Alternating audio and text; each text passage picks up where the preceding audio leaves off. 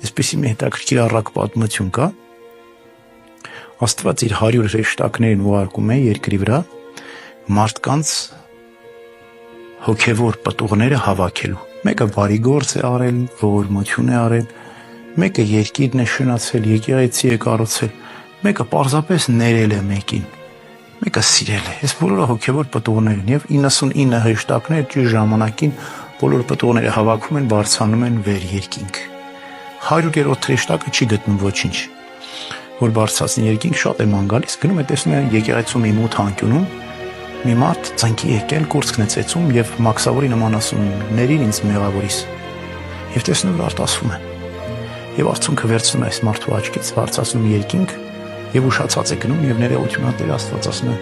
մայրամուտին եմ եկել, օրը վերջանում է, ուշացել եմ,